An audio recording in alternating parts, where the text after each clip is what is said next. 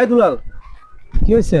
এই তুই লুৎফর চাচা লাগে কি কথা কইলি তো? কি আর লুৎফর চাচা? হ্যাঁ? লুৎফর জামা তোমার জানিস না? কাল গেছে ঢাকা থেকে, তোর খুঁজা পাইতাছি না। কাল গেছে খুঁজতেছি, কই আসলি তোরা? হ্যাঁ, আরে বেটা আমি তো অনেক কাজে আসলাম। আমি একটা লোক খুঁজতেছি হ্যাঁ। কালকে থেকে, জাকাতের করে টাকা ছিল দেওয়ার লাইগা। পরে আওয়ার সময় যে চাচা যাইতেছে, চাচার টাকা হাতলাম যে জাকাতের টাকা নিয়ে আমার কাছে করে। চাচা আমার লাগে এমন গিয়ার দেখাইছে, মনে হয় চাচা মনে হয় দেশের প্রভাবশালী লোক। কি কামটা তুই করলি রে বেটা? কে? তুই এর চিনস? আমি আর সিনেমা করতে, আমি কি হ্যাঁ রে, থাকি? দেখলাম দোষা দূরে যাই। কোস কি তুই? আরে এলাকার ভিতরে একটা প্রভাবশালী লোক জানো তুমি? হ্যাঁ, এই এলাকার হ্যাঁ? ভিতর প্রভাবশালী লোক, হ্যাঁ, আরে খুব ধনী লোক। খুবই ধনী, কাম বুঝছো? হাসছে। হায় হায় রে, হ্যাঁ রে, এলাকার লোক দেখলে হ্যাঁ রে সালাম দেয়। আল্লাহ, আর আমি তুমি- তো সালাম দিছি, কিন্তু আমি তো জানি না যে এই এলাকার প্রভাবশালী লোক।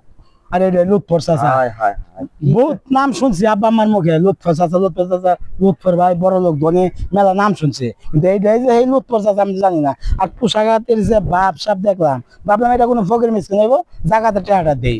বেড়া উল্টা আমার আমি কালকে 10,000 টাকা মাসে জাকাত দিছি। হায় হায় রে, ওই বেটা নিজে দেয় জাকাত, আর তুই হারে নিজে দে জাকাত? হ্যাঁ, আর সর্বনাশ, কি কামটা হয়েছে। হায় হায়। তার কাছে যাই আমার মাপ চাওয়া লাগবো, দেখা কর মানে। আচ্ছা বন্ধু, যেটা হয়েছে না হয়েছে, ভুল করে মানুষের তো মাপ চাইলে তো মাপ করে, তাই না?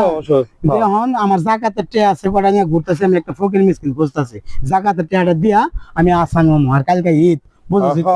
জাকাতের টেয়াটা আমি তোমার একটা ফকির মিসকিন বার করি, কালকে দুই বন্ধু মিললা ঈদের দিন নামাজ পড়তে যাবো মাঠে। এইটাই একটা ফকির দিতে হতো, জানার মতো আছে কি? আছে ওদিকে, আছে একদম ওই বাজারে মোড়ে বই রয়েছে। হে তাই হ হ, দেরি করে লাভ নাই, চালু করে চলো, আমাকে জাকাতের টেয়া চল চল চল চল।